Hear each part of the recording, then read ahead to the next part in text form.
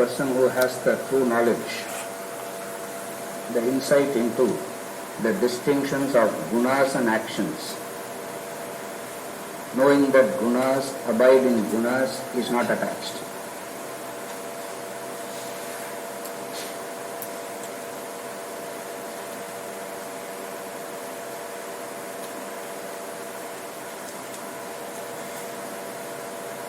So as the vasanas are, so the thoughts and actions. So in any action, there is an enlivening factor and there is a vasana. Every action has these two, the enlivening factor and the vasana behind it.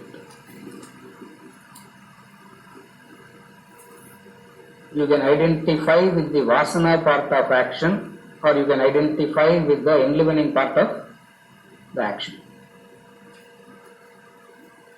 When you identify with the vasana part of action, it implies that you have a similar vasana, you are attracted, that's why you are identifying with it.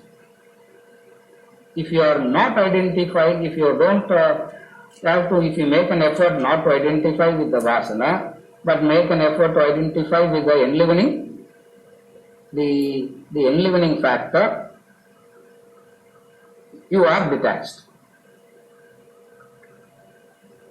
Invariably what happens is, because of the force of the vasanas is strong in an individual, helplessly he will identify with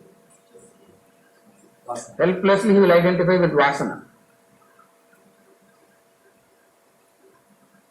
You can't understand directly that you identify with the vasana. Whatever action you identify with, you have that vasana. Whatever action you are attached to, whatever action you can identify with, you have that vasana.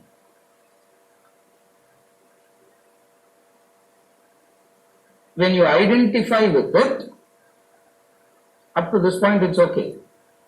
What happens is, when you identify with it, it becomes stronger. When you identify with it, that particular vasana keeps becoming stronger and stronger. That particular desire keeps getting stronger and stronger. As a result of which, you lose sight of the enlivening factor. So, you will be caught in that cycle. You have a vasana, you identify with that thought and action, and that further reinforces the vasana. That's the cycle. In order to break from the cycle, the method that he gives is, understand that all are part of gunas and guna and karma, and you have nothing to do with either the gunas nor the karmas.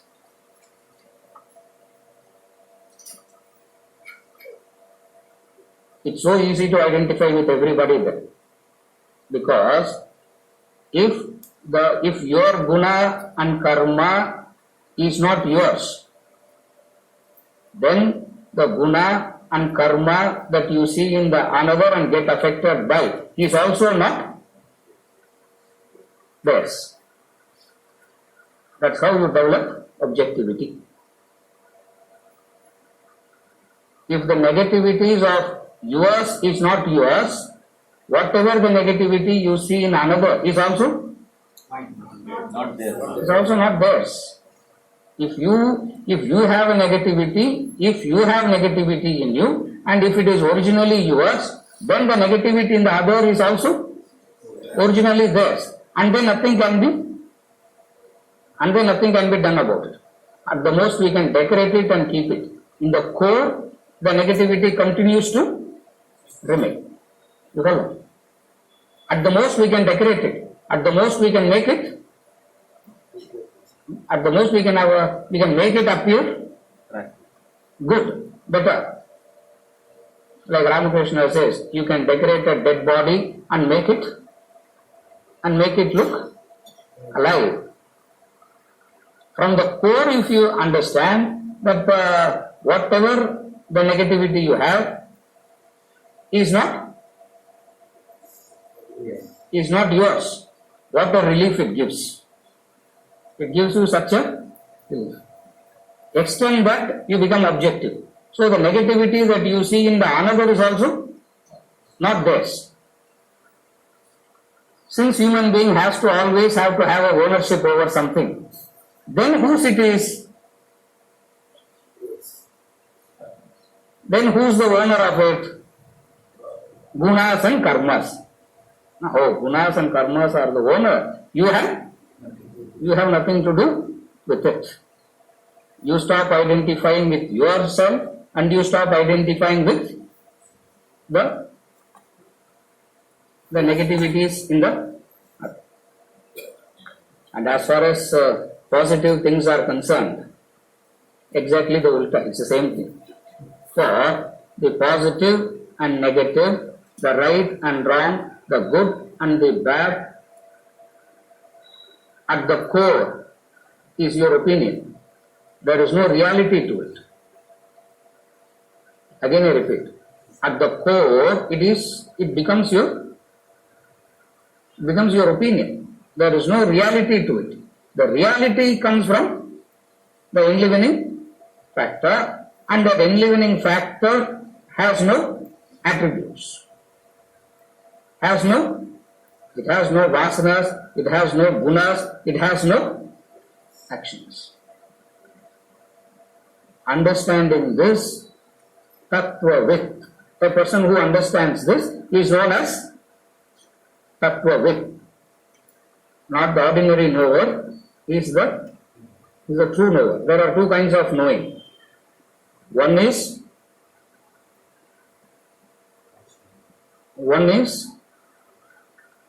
kind of knowing is memorizing and repeating.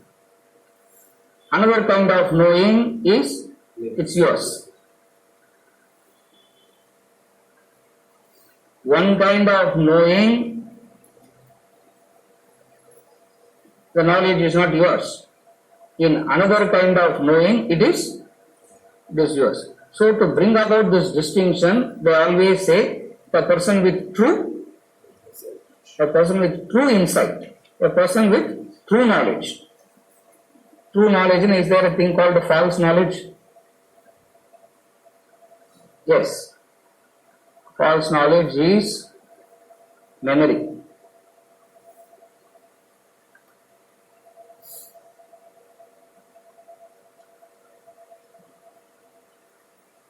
Human beings has this skill where the knowledge can straight go into the memory. Without digesting, without processing, it can go into the memory, and anything that goes into the memory, you will be able to recollect, you will be able to reproduce. The very ability to recollect and reproduce makes the person believe that he knows. So you can't tell him because he can verbatim repeat. So you can't say you don't know. How can you? So only a person of a higher intellect, only a person of a higher stature can point out and say, you don't know. That's what these masters do. Even though you seem to know, you don't know. To bring that distinction. What is the distinction? Is knowledge from the memory or is knowledge from reflection? That is why we harp on manana, reflection. Is knowledge from the memory or is knowledge from manana? If it is from memory, you know how to. If it is from the memory, you will know how to reproduce. See, when you reproduce, you may use three, four of your own words also. You may put something of You was also into it, but still at the core, it is memory. How do you know that the knowledge is digested?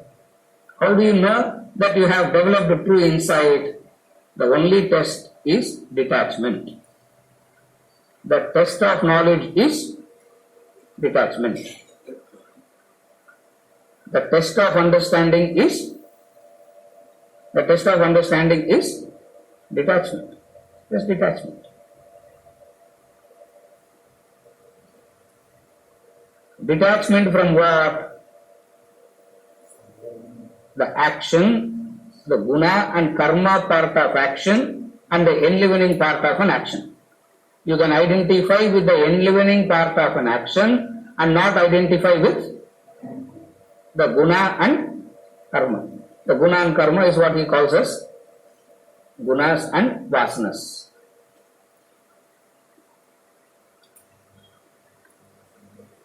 The vasanas and gunas make up an action. So when you see an action, if you are attracted to it, I am repeating again, if you see an action, if you are attracted to it, it means you have a similar vasana. Somewhere a similar guna also. Then only you will get attracted. A person who has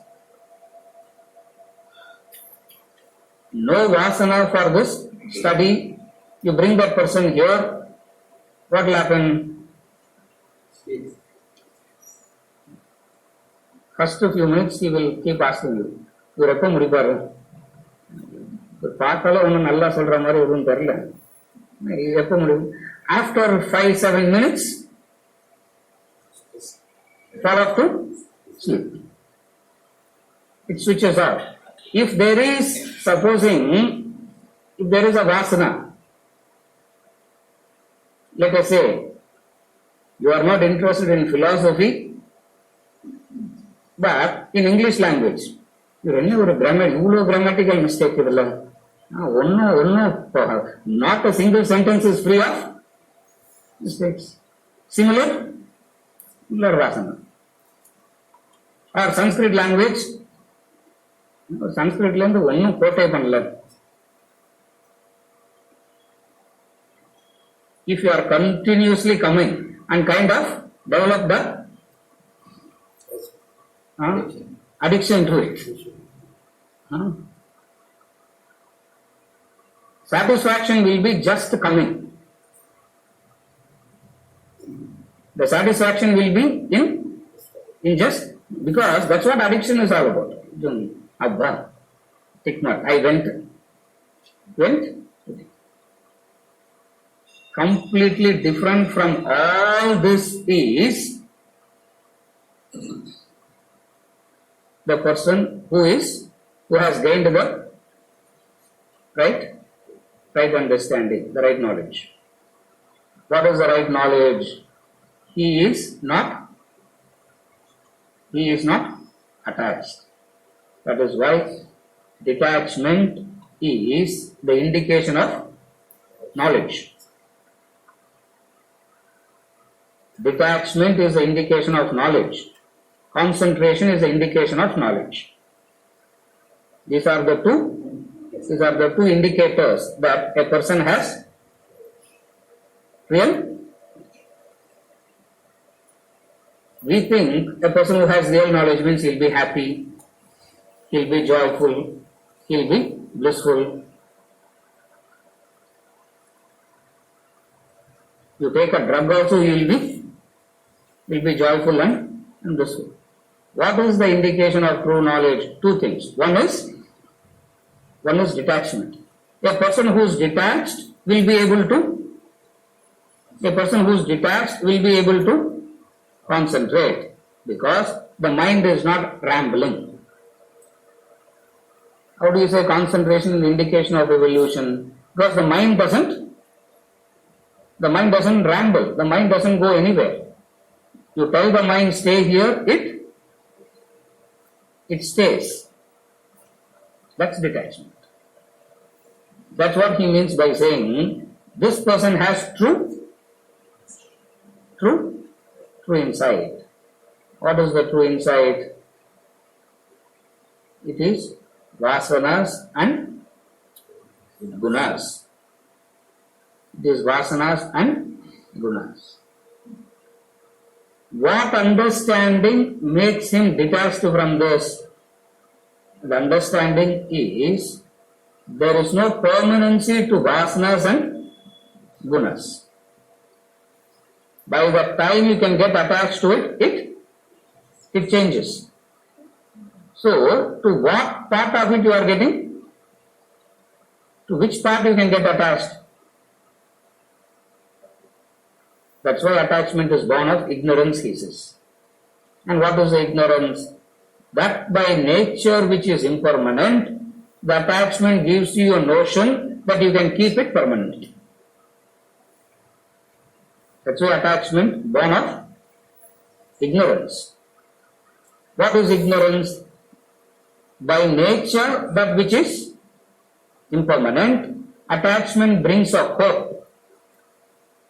Attachment brings an expectation that that which is impermanent by nature somehow can be made permanent. All that I need is this. All that I need is the knowledge. Once I have that, I will know how to keep the impermanent permanent.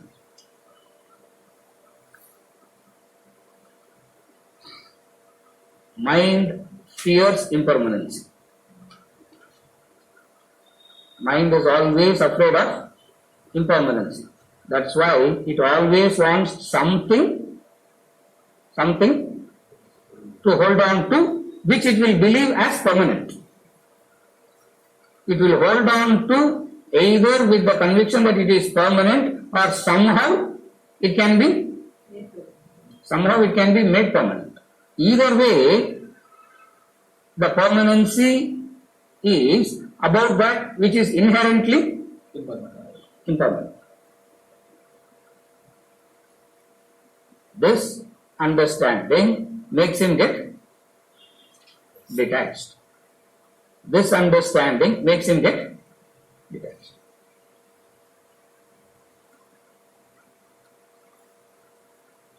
Remember that example he always gives.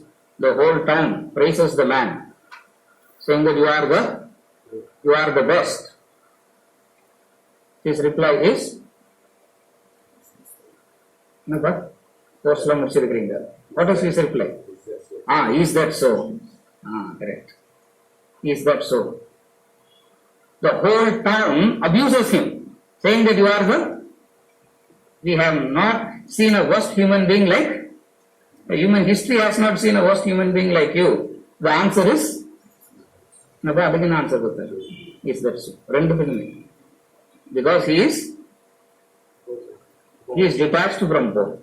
Because he understands the person praising you is the same person who is going to abuse you, and the same person who is abusing you is the same person who is going to praise you. Praising you because something of him you are catering, abusing you because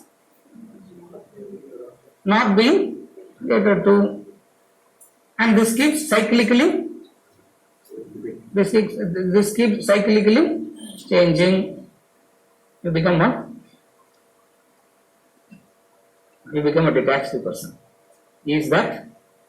That's so.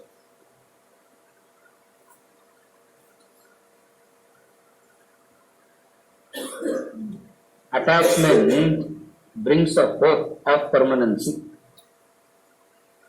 That's why attachment is bound to fail. Because by nature you cannot make anything permanent. If you remember all the Puranic stories, if not all Puranic stories, most of the Puranic stories starts with Rakshasas doing tapas. Rishis doing tapas is understandable. You find Puranic stories starting with Rakshasas doing tapas. God comes and the boon they ask is Permanency. Grant me mortality. God says, I myself is. God says, I am permanent. How can I? How if God himself is not permanent, why will you ask any boon from that God after that? But then they ask. And then he says, not inside, not outside, not below, not above, something they will. And then you have to find a technical fault in that thing and murder that, massacre that. No. It's not about all that. The hope is what? The hope is what? That by nature which is impermanent can be made permanent.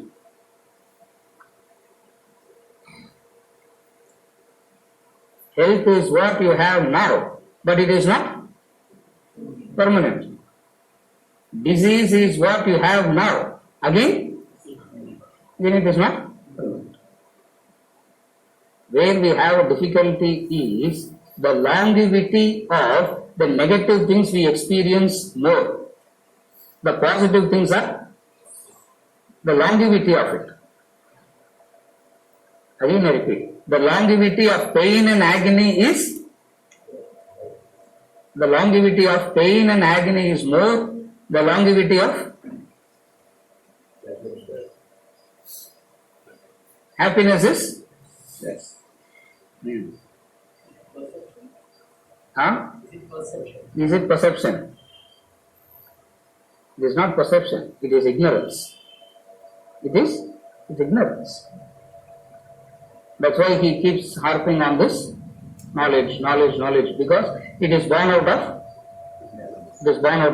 ignorance. And what is the ignorance? Ignorance is this: that which is impermanent, you make an effort to keep it permanent. You can keep it permanent, but somewhere down the line, it's a question of number one. Number two, the joy of life is in the impermanency. Permanency is boring. Permanency is attractive. Permanency becomes a kind of disease. The joy comes from the fact that it is going to change. See, childhood is wonderful. Why can't be a child permanently? The child is so blissful. The child is so joyful. Why can't keep the child? The child forever. If it continues to be a child, you will call it as? If it is not growing, if it continues to remain a child, it is called as? Retarded. Diseased. So, permanency is a disease. The nature of life is it is impermanent. Person understanding this gets detached. At the physical level you can understand this. At the emotional level what it is? The person loving you today need not love you tomorrow. The person who is affectionate to you need not be affectionate tomorrow. Now you become detached. Opposite of that is the person loving you. Even if the person is not loving, first somehow you have to make him. You have to torture somehow and make that person love you, and then keep it alive. That very effort of torturing yourself and torturing the other, what goes out? The love is gone. This person has this true insight, as a result of which he is detached. At the level of the intellect, all knowledges are relative in nature. All knowledges are about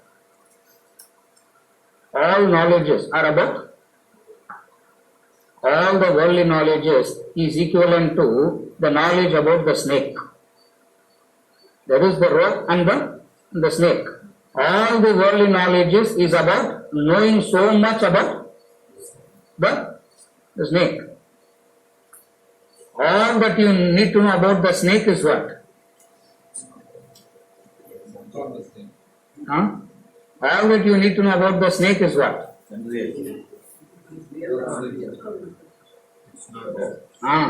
What you see is not what it is. That's all the intellect is. What you see is not what it is. The intellect becomes very sharp.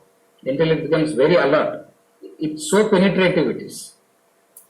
What you see is not what it is. இந்த மாதிரி யோசனையே இருந்தால் எல்லாரும் doubt பட்டுனே will become a doubting person also. Then what is, then how can we relate with anybody? How can we be loving to others? How can we, because Vedanta also says we should serve and sacrifice. I don't have the answer for all this. All these are meaningless queries. Because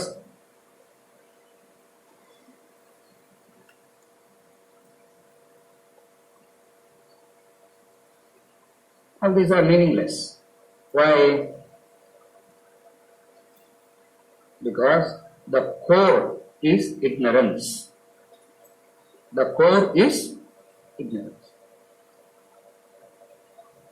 Very difficult to digest this fact, but the core is ignorance.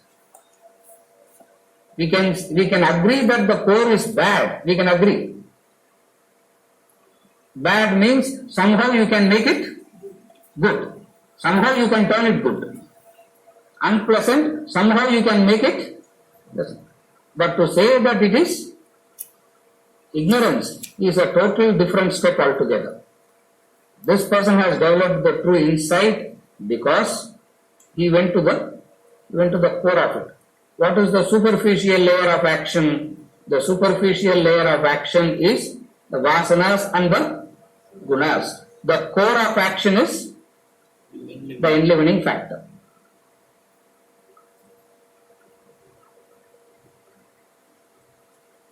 There is a periphery and there is a core. There is a periphery and then there is the core. The outer layer and the innermost.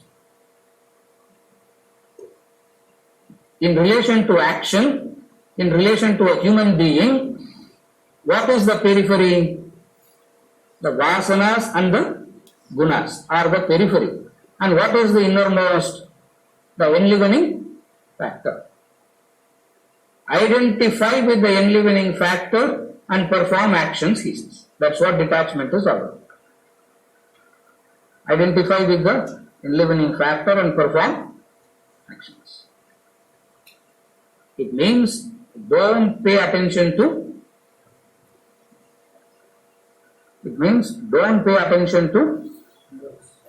the periphery.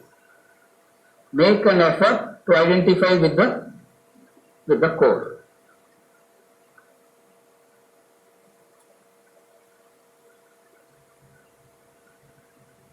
The periphery is so disturbing. The periphery is so attracting. Periphery keeps you occupied always.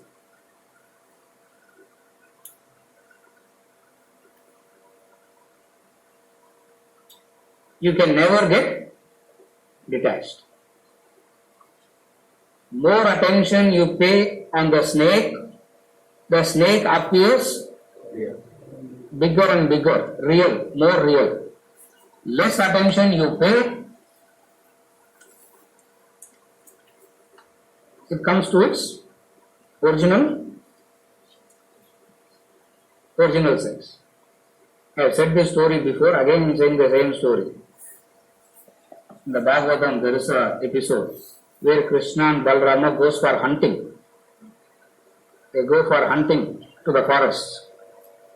Chasing a deer, they lose track and they are caught in the forest.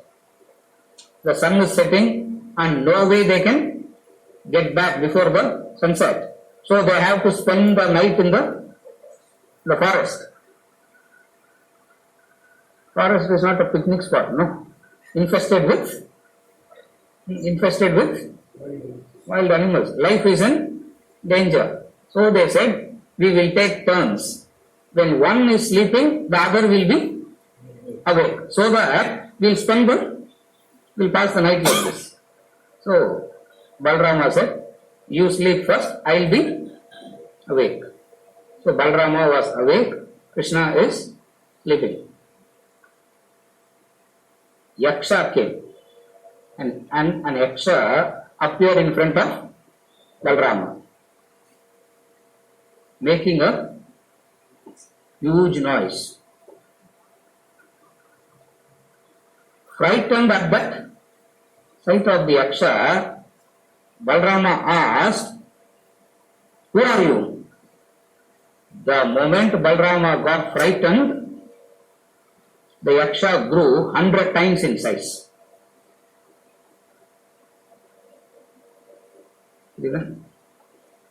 Seeing that magnified, again he got more frightened. He said, who are you? It grew 100 times more. Seeing that giant size, Balarama fainted. Not knowing, he fainted. At that time, Krishna woke up. He didn't know what was happening. He thought Balarama is sleeping.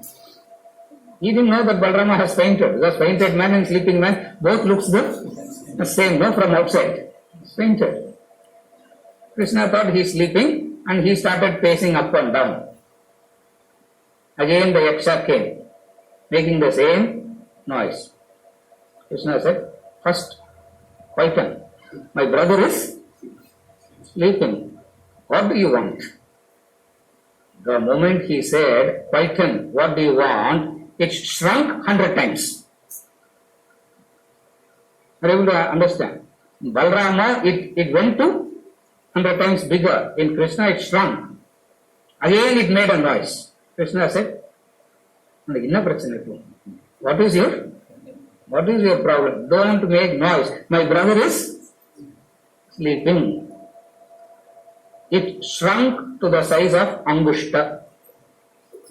It shrunk to the size of Angushta. Angushta na thumb size. So immediately what Krishna did, he picked him up and tied him to the, they wear the, nowadays nobody wears that because it's not needed anymore. In those days everybody used to have that waist string.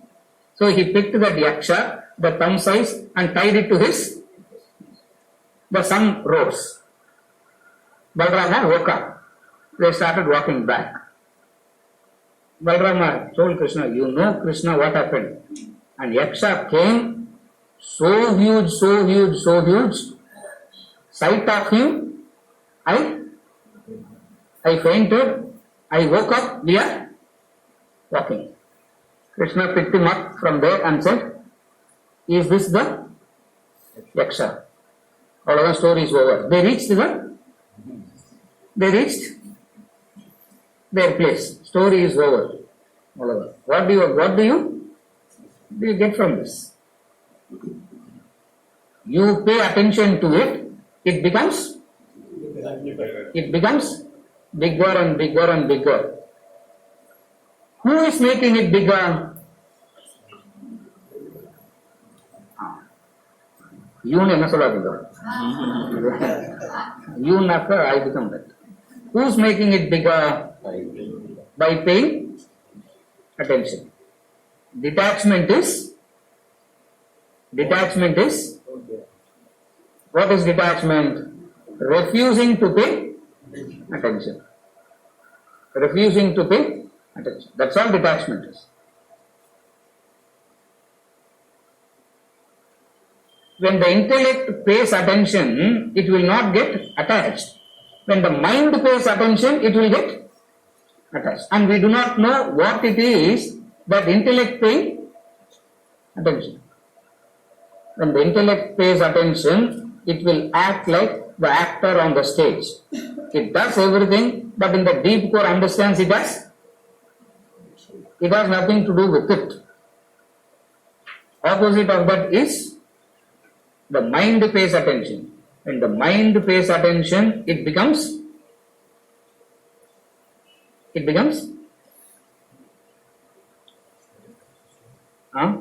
Real. becomes exaggerated. From this you understand the nature of the mind is to exaggerate. Mind has to exaggerate. If it doesn't exaggerate, it cannot. Everything the mind has to exaggerate. Joy it exaggerates, sorrow it exaggerates, success it exaggerates, failure it exaggerates. What is detachment? Understanding the true size of the yaksha and tying him to the. Take that yaksha and tie to the string. He is under your control. All that Krishna did is what? Don't make a big noise. For he is. Don't wake up. Unnecessarily he will make noise and he will. This is what is known as the true insight. A person with the true insight understands gunas and actions. That gunas and actions will attract corresponding gunas and actions. That we have discussed already. How it creates, how it drives you into action seeking compatible beings, objects and environment. Gunas, abiding gunas means it drives you into a particular action. Also it will drive you to seek compatible objects, beings and environment.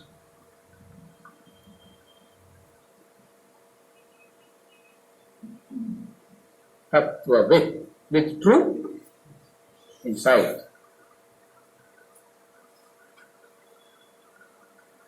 It can be absolute or it can be relative. Relative means to whatever extent you understand the function of gunas, the vasanas, to that extent you become detached.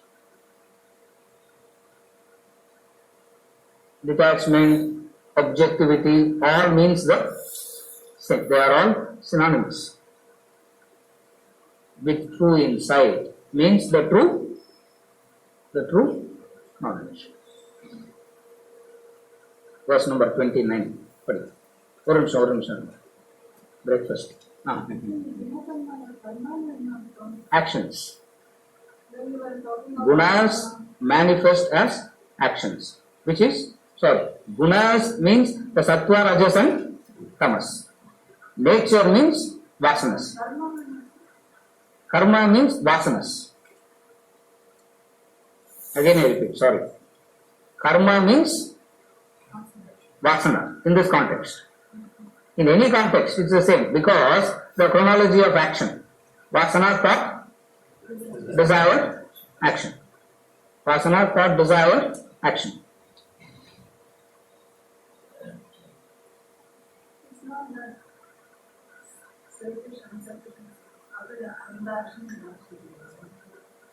It will mean that also. But we don't talk about it because the distinction of selfish, unselfish and selfless is too elementary compared to the level that he is discussing here. You can interpret it like that also. But he is trying to discuss it at he is taking it to a different level. Therefore, we don't bring in that interpretation here. But still it is not wrong to interpret it like that. You can interpret it.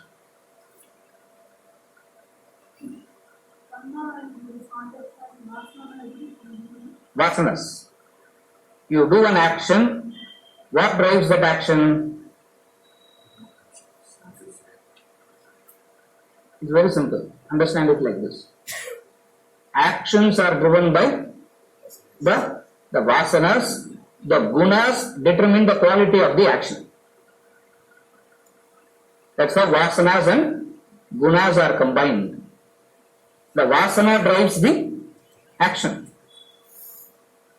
Vasana for painting drives the action for painting. The gunas determine the quality, tamasic or rajasic or sattvic. He can be a careless man. He can do it agitated. He can do it perfectly with detachment. But the action of painting is driven by the vasana for painting. The quality of the action is not determined by the desire, vasana. The quality of the action is determined by the gunas. That is why we pay more attention to the gunas. Because by changing the quality, the vasanas changes. That's why we say pay more attention to the guna and try to elevate the quality of the action.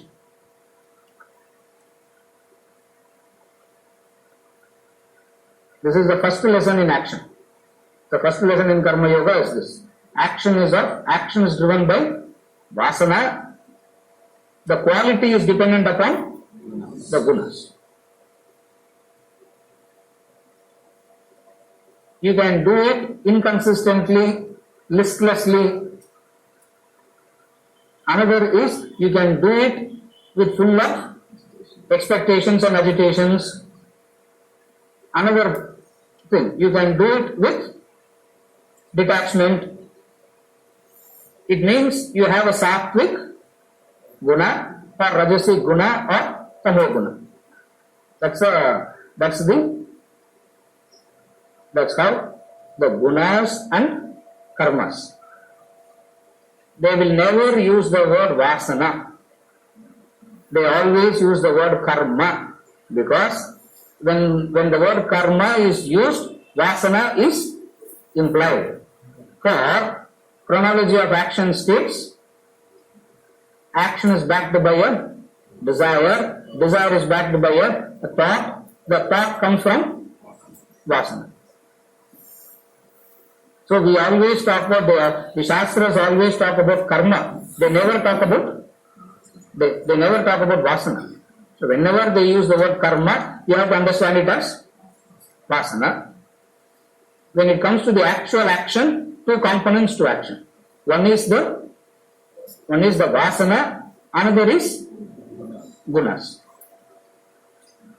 At the deeper layer, you combine both vasanas and gunas as one, and the enlivening factor as another. So you can go on deriving to whatever extent you can penetrate, you can derive. But the formula is given. Whatever extent you can penetrate, you penetrate. But the formula is at the subtlest layer.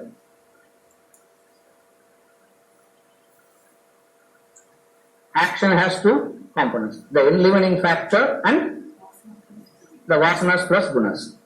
Second layer, slightly grosser, vasana and gunas. Action is of vasana and gunas, slightly grosser. Segregate vasanas, segregate gunas. We work backwards most of the time. We discuss gunas a lot. We discuss the effects of likes and dislikes, vasanas a lot. Very rarely talk about the combination, not even mentioning the enlivening principle, because to whom to mention the enlivening principle?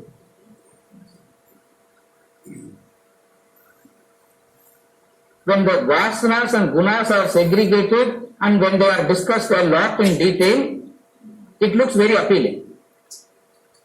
It looks very appealing because somewhere you can connect it with. Somewhere in you, it will be connecting. You will feel, this is what I am, this is what in me, or this is what I think I should. Somewhere you can connect. But when it goes to the second layer and third layer, it just goes blank. In the context of Karma Yoga, it's not doing that. If we miss here, the next chapter gives a further explanation. If we miss here, it gives a further explanation. Till the 18th chapter, where we have to be tired of listening to him and say, And only way to make him quiet is to say, I understood. I understood. Om Sana Avot, invocation முடிச்சு Venkat start பண்றதுக்குள்ள if everybody stand up and say we are understood, now what do we do? எல்லாம் தலைகை போடலாம், we have to know that, sir. Yeah, what else? Yeah, what else to do after that? So, the understanding. You follow? Different layers of explanation. Here, he is trying to speak at a height. The second chapter, he spoke from the ultimate. He never compromised. That's why the second chapter always goes. Chapter 2 goes over the head because he never compromised. Everything he called us, everything he said inferior. The karmas are inferior, the actions are inferior, the Vedas, the knowledge are, the Vedas, the knowledge is inferior. All that you know is inferior. Come to me. And what a stance he takes in chapter 2. Sankhya Yoga, the yoga of knowledge. How he speaks, so beautifully he speaks. Gatasun, Agatasun, he says first. If you carefully follow chapter 2, verses 11 and 12a, you will be permanently stuck. Because in verse number 11, he says, nothing is permanent. Verse number 12, immediately he says, everything is permanent. Verse number 11, he says, Gatasuna Gatasunuscha Nanu Shochanti Panditaha. Verse number 12. Raghu's checking whether I am saying it rightly or not. Verse number 12, he says, Natvevaham jatunasam natvevneme janaditaha nachaivana bhavishyamaha sarve. Neither was I, nor you, nor these rulers are. Then Arjuna, now what is he saying? Everything is permanent. 11 he is saying, Gatasun, Agatasun. There are only world, what is life, what is world? Gone, waiting to go. Or impermanent. What are you crying? Next verse, Natvevaham jatunasam natvene. Athoda, Lord Arjuna, he wasn't even listening to. If he is listening, he would have stopped then. Arjuna Vacha should have come in. Certainly Arjuna Vacha should have come. And said, what are you saying? Permanent or permanent? One aspect of life is impermanent. Another aspect of life is. Now he takes the discussion to the subtlest level and he discusses. When that is not possible, slightly one step lower. Here he is talking one step lower. You go to the 14th chapter, you go to the 17th chapter, looks like hotel menu, sattvic food, rajasic food, tamasic food, sattvic dhanam, rajasic dhanam, tamasic dhanam. So that looks more. Krishna is talking very practically. Different levels. That's all. Different layers. Here, artificially we are trying to stretch ourselves and come up to that level. Even though it is artificial, you get a taste of it, you will never want to compromise after that. That's why he makes so much of effort to speak, because even if it is mechanical or artificial, still do it. But if you get the taste of it, you will not want to follow. Verses 11 and 12a, he sets the trend of how he is going to talk for, how the entire Gita is going to be.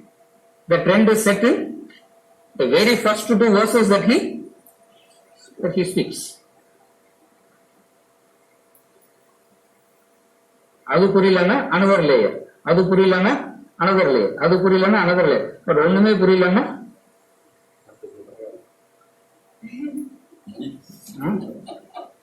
ஒண்ணுமே புரியலன்னா அடுத்த ஜென்மாவா? அங்கேயும் இதே discourse தான், body mind intellect. அப்பயாவது வேற ஏதாவது சொல்லுவீங்கன்னு பார்த்தா again you haunting and chasing. Okay, प्रकृते गुणसम्मूढाः सज्जन्ते गुणकर्मसु तान् कृष्णविदो मन्तान् कृष्णभिन्न विचालये. प्रकृते गुणसम्मूढाः सज्जन्ते गुणकर्मसु तान् कृष्णविदो मन्तान् कृष्ण भिन्न विचालये. Those deluded by the gunas of Prakriti are attached to the functions of the gunas. The one of perfect knowledge should not unsettle the dull-witted whose knowledge is imperfect. Virtual repetition of what he has been saying till now. He is just repeating it. Because when he repeats, when he reiterates, it means it is a very important message. Otherwise, he is not going to repeat. What is the repetition? Not sermonize and unsettle the minds of the ignorant. Do not sermonize and unsettle the minds of the ignorant who are not yet ready for the knowledge. Who are not yet, if they are not ready for the knowledge, don't do that. So do not sermonize.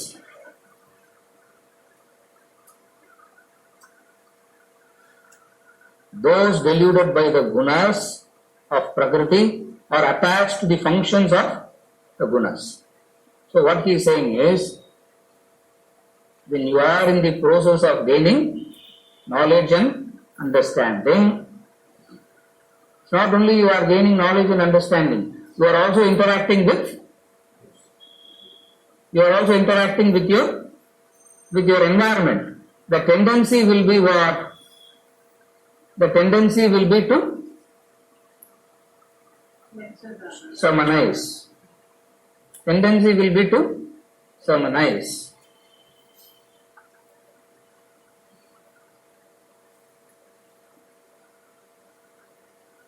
Forcing the knowledge on immature minds is detrimental to them.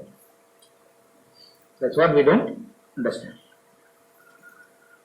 But இங்க பேசினே இருக்கீங்களே sir, you come and sit here. No. If you are not coming and sitting here, where is the? Yeah, he is not coming to your house and speaking to you. No. Unnecessarily you come and sit here. அது ஒழுங்கா ஆத்திலே உட்கார்ந்து இருந்திருக்கலாம். But the other is not coming now. What do you do? Do not sermonize. Why? When knowledge is thrust on immature minds, when knowledge is thrust on unprepared minds, it will be futile and detrimental. Number one, it will be futile. Number two, it turns detrimental. Wishing them good, you do harm. You think you are doing good to them, but you end up harming them.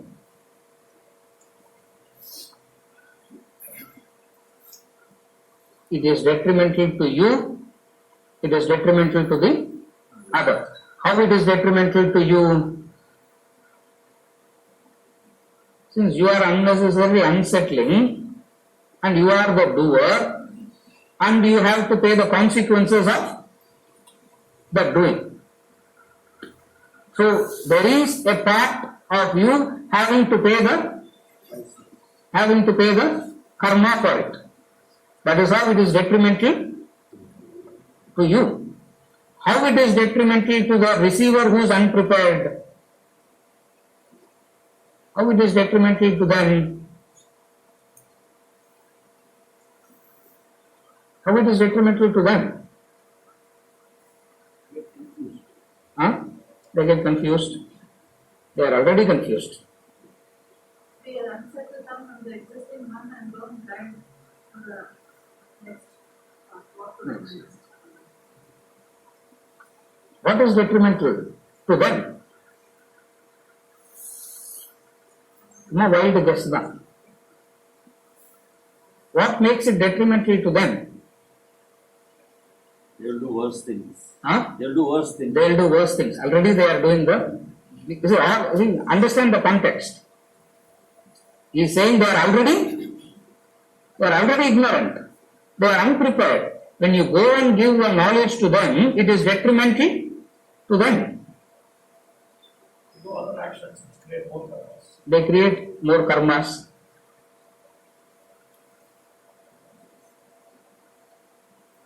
They will use this knowledge to strengthen their ignorance.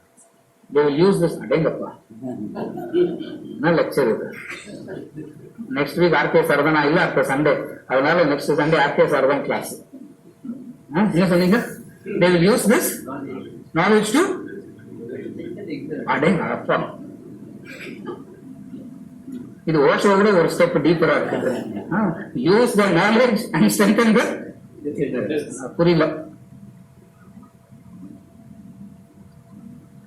When you expose the knowledge to unprepared minds, how it is detrimental to the other is you make them unavailable for knowledge, or they scoff at it, they laugh at it, they say it doesn't. You are making them unavailable for, they scoff at it, they laugh at it. How do they scoff at the knowledge? How do they laugh at the knowledge?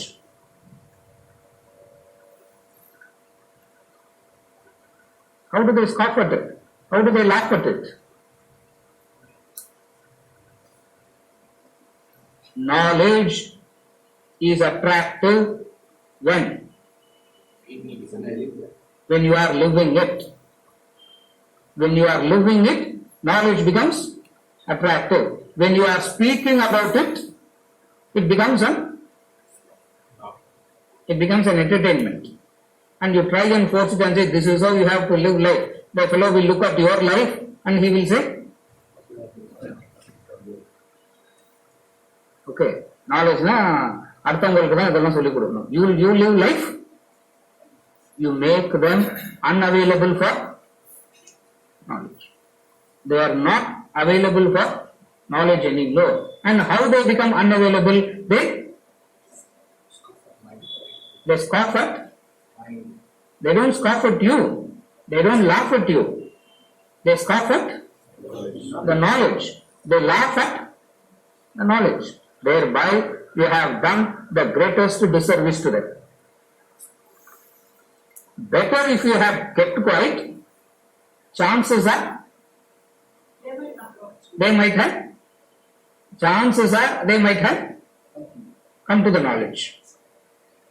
That is how it turns detrimental to the rather. What are you supposed to do then? 2 verses back he has given the formula.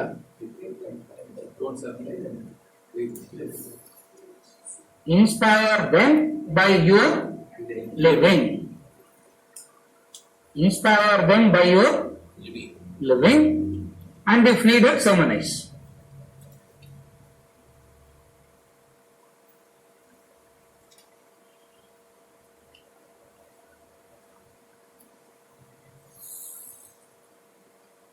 But the temptation is to sermonize.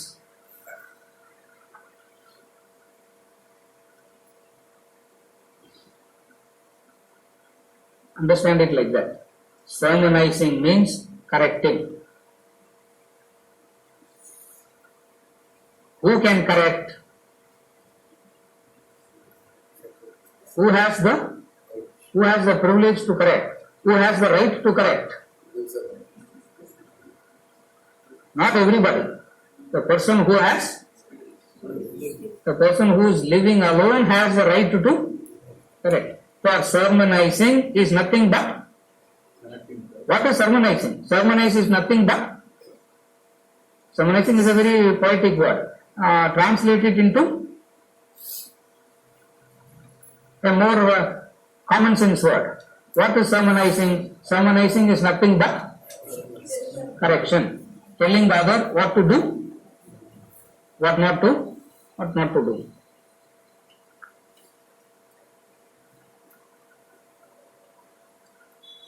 Jesus Christ said, "He amongst you has not committed any sin, cast the first stone."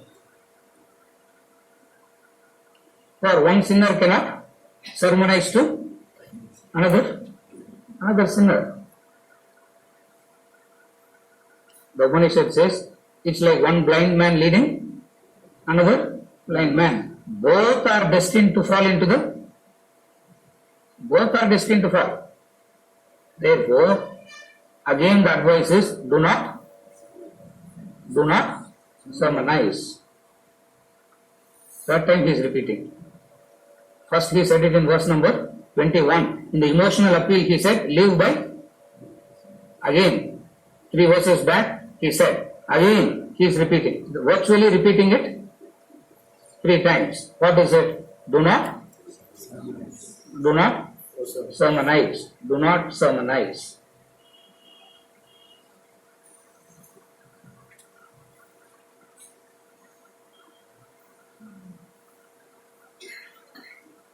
Understand sermonizing as correction, you will understand why you should not do that.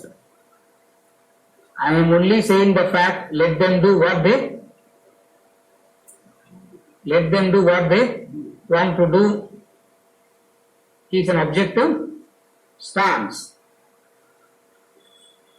You can't be objective in pockets. You can't be selectively objective. Either you are objective or making an effort to become objective, and that objectivity will manifest in all spheres of action, including this. Do not unsettle the dull-witted. Dull-witted means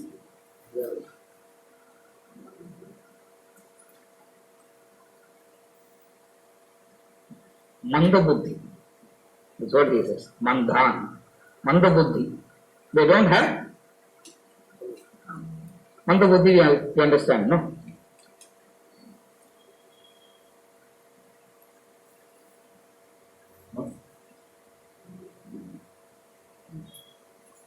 A kind of inability, a kind of incapacity to understand. A wise man will never do that. Why? Because he understands changes happen only through, no change has happened through sermonizing. Changes happens only through effort. Changes always happens only through tapas. Changes don't happen by sermons. You hear an inspiring lecture, you don't walk out like a Buddha. Changes happen only through tapas. And what does tapas means? Not yielding to the mind, saying no to the mind is what tapas is all about. Mind is demanding something, mind is asking for something, mind is craving for something. What is tapas? Saying. So changes happens only through tapas. Knowledge aids it. Knowledge comes and aids it. That's why 2 pedals to growth. Manana, Prabhakar. Tapas. Every question Prabhakar will ask me, he will give the answer first. No, Solo.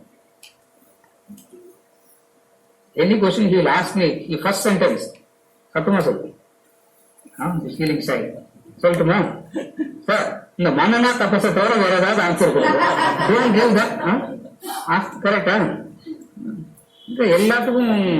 Allora உங்களுக்கு answer தெரியாதுன்னு சொல்லுங்க. I go to somebody else who knows the Answer. It is manana, and so the wise one, having done these two, he understands that changes happen, growth happens only by these two. So all that you have to do to the other is what? Inspire the other to do this. When can you inspire the other to do that? Only when you are doing it, or you have done it. Either you are doing it or you have done it. The way that you live is so inspiring.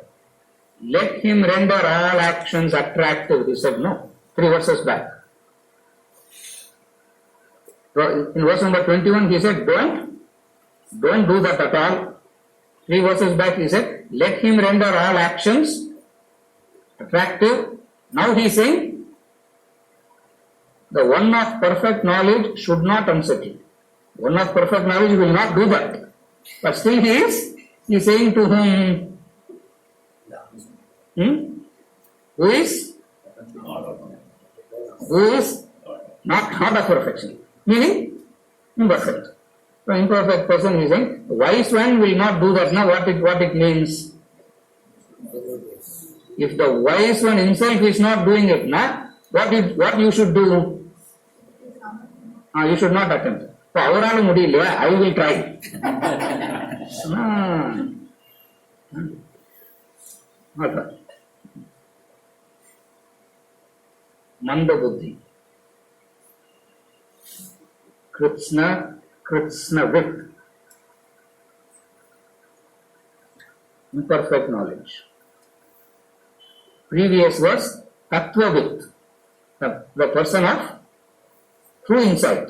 This was akrishna vit. Imperfect knowledge. Imperfect knowledge is no knowledge. What is the imperfection in knowledge? He doesn't want you to do guesswork. Again he is repeating. Deluded by the gunas of Prakriti. What is imperfect knowledge? RK sir. Persa dialogue la adikadinga. Onnum puriyala. Deluded by the gunas of Prakriti or attached to the functions of the gunas.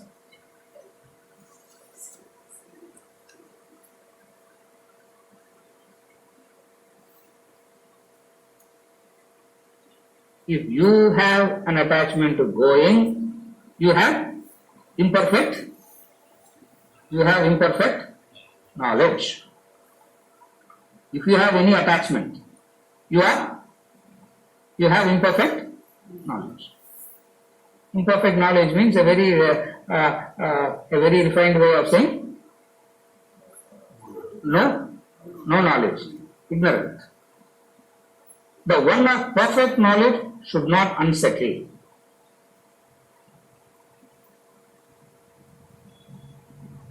When you take away something, you should know what to substitute with. If you don't know what to substitute it with, you should not. You pull the toys away from the child, you should know what to substitute with. Otherwise, you are damaging the child.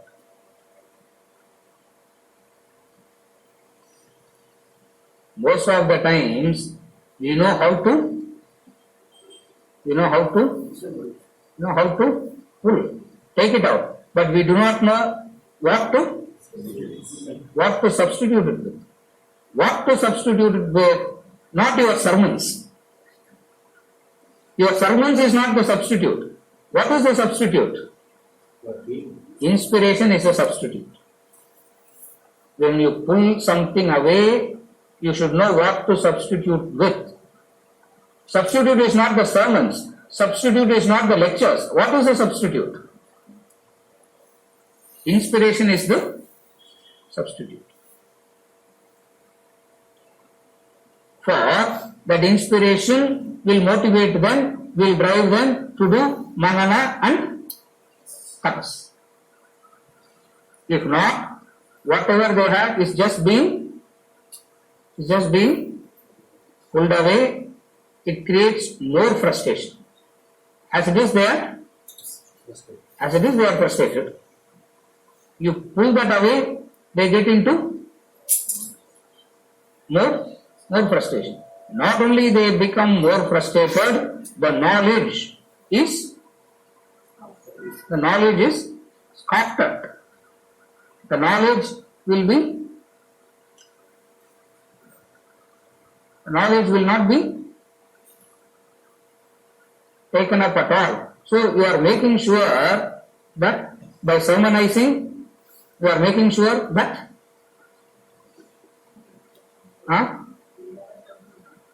by sermonizing, you are making sure that they remain in ignorance for a longer period of time. Since you are the cause of it, it is detrimental to you because you face the consequences of it. You face the karma of it. That's why he says two. It is detrimental to you and it is detrimental to the other. Therefore, what should one do? Don't say keep quiet. What should one do? Badri, Manana and tapas. Do that. See, there is a resistance or aversion to knowledge by sermonization. That Yeah. others will resist or Yes. Yes, they will resist. Because sermonizing is correction. Who wants to get corrected? That is why a student is called Shishya. I have defined Shishya. Who is a Shishya? What is the definition of a Shishya? One who willingly submits for correction. He goes and prostrates and says, correct me. To that person it works. Arjuna has said that. Thank God he said that one word. Shishyasteham Shadimam Tvam Prabhu. Thank God he said that one word. Even though he didn't actually mean it, it's still better to say it. If he has not said that, all the sermons will be of no use. So, why they resist? Because sermonizing is correction. Unless the other willingly submits for correction, you can never correct. You can go on screaming on top of your voice. The other will not even.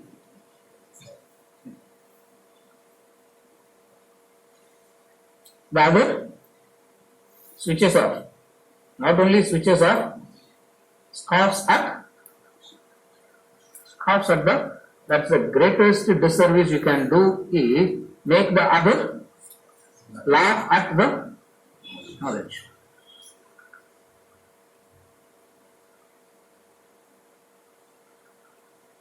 Elsewhere, he is going to, don't worry, every chapter he will be talking about this.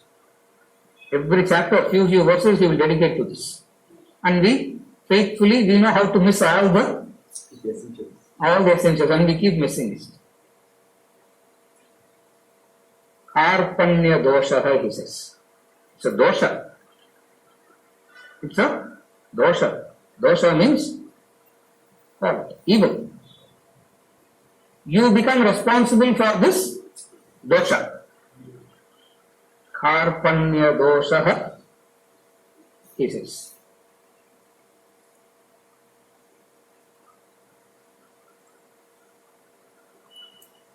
In the 18th chapter, he concludes by saying, don't give this knowledge. Don't give this knowledge. It's not only here, every chapter is going to say the same thing. All boils down to what? For we have not understood what is sermonizing. Sermonizing means correction. The most ego-fulfilling thing is correcting the other. That's why becoming a parent is the most ego-fulfilling thing. Because the moment you become a parent, lifetime you have somebody to correct. No. Even when you turn 90 also, you can still correct. எங்க இருந்தாங்க லண்டன்ல இருந்தாங்க அமெரிக்கால இருந்தாங்க from here WhatsApp you have to correct. போனான் to London America போனா கூட அங்கேயும் போய் கரெக்ட் பண்ணா வரட்டு. So what is sermonizing? Sermonizing is correction. And the most ego fulfilling thing is to correct the other. When you correct the other, what is reinforced to you? When you correct the other, what is reinforced to you? You are right. When I correct the other, it gets reinforced that I am right. I am right. Correct, sir. Vedanta la. Gita class was so correct. யாருமே கேட்க மாட்டேன்றாங்க. Because I am right and no one is willing to listen. Who will listen? Who will listen? A Shishya will listen. And who is a Shishya? Sikshatu Ikshate. A person who is willingly submitting for correction. Yeah. He goes and puts his head into the guillotine and says, correct me. That very act of saying correct me corrects him. It's not that's why the teacher says, you are corrected by your own attitude. I am just a catalyst. I didn't do anything. You did it by yourself. How? By willingly submitting for correction. When can you willingly submit for correction? Only when you understand, as you are today, you are imperfect. As I am today, I am perfect, but I want to make it better. Now what to do? Look at the faulty logic. Are you able to follow? As I am today, I am perfect, but I am trying only to become more perfect. Shishya says, as I am today, I am imperfect. Correct me. Shishyasteham shadimam tvam prapannam. I have surrendered to you. What to surrender means? Correct me. Then sermonizing will work.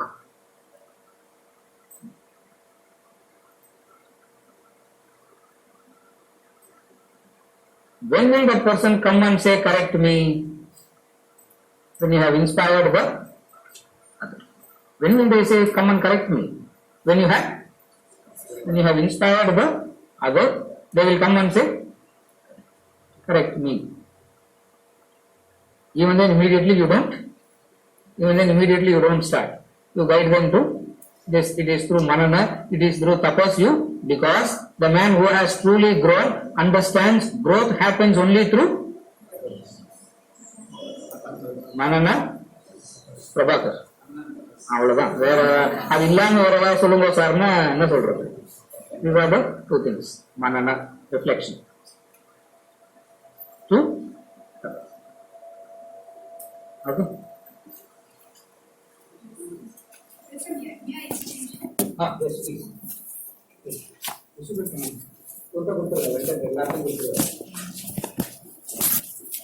Yes, please. Soft copy at Baba. Okay. Soft copy.